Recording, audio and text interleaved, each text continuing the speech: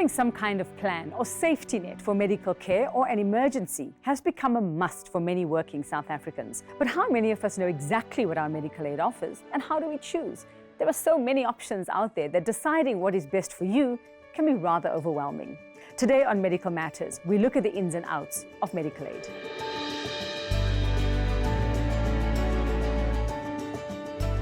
There is nothing worse than finding yourself in an emergency room or being told you're going to need treatment and then realizing you can't afford it, or if you have medical aid, that you're not adequately covered. It's therefore vital that you understand what medical aid is, what your current plan covers, and what you would be expected to pay out of pocket. The purpose of a medical aid is to cover your healthcare expenses, and it's also there as a safety net for if you had any type of catastrophic illness or injury.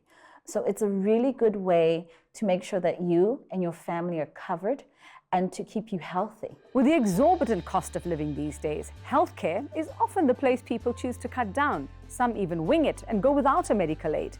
Now, this might be fine if you're a healthy single person and manage to put some money aside every month for medical emergencies. But if you are someone who gets sick often, or if you've decided to partner up and have a family, you might want to consider the benefits of having a medical aid plan. So in the medical aid industry, one of the most important things we have is what's called prescribed minimum benefits.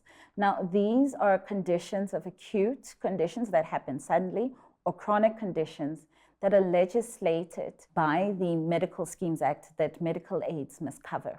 So you have that safety net to know that if anything like that happened to you, you know that you are guaranteed cover, obviously in line with your benefits and your coverage. And be sure to know exactly what your medical aid offers. Remember, paying for medical aid every month doesn't mean you are covered for absolutely everything. Always read the guides that your medical aid sends out to you, explaining your coverage and how your medical aid works. Always read your scheme rules to understand also what is covered and what's not covered. Medical aid does not cover everything just because you pay your premiums. Avoid nasty surprises like your medical savings account being exhausted or having to make a co-payment when you least expect it by familiarizing yourself with how these work and what the limits are. So some of the nasty surprises could be that you go to your doctor and they prescribe a specific medication and it's not covered. So for example, medical aids can have what's called formularies, specific drugs that they will pay for in full. Or you could even have co-payments if your drug is not on that list. You may be asked to only get your chronic medication at a pharmacy that is specific to the network that you're on. If you don't go to that network pharmacy, you then could get a co-payment. Same thing with hospitals. So always look at the benefit that is with your plan and always assess, does my plan fit my needs? So with all of this in mind, how do you choose the right medical aid for you? What are the things to look out for when choosing a plan? And what questions should you be asking pertaining to your particular needs? Look at your own healthcare needs. Are you by yourself? Do you have a family that needs to be covered?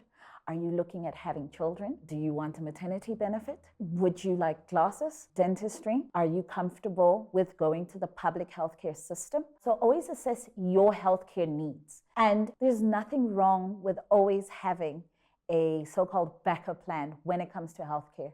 Because when you get sick, you can get very nasty surprises in terms of the costs of healthcare and what is required of you to pay in terms of your treatment, to your doctors, and even hospital admissions. Whatever medical aid plan you opt for, make sure you're aware of what each one offers you. Look at your medical needs and circumstances when making the choice. If you are an older person, this could mean ongoing care at some point, or this could be the case if you're a young person who gets sick often. The last thing you need for you or a loved one is to be denied life-saving treatment because you made the wrong choice.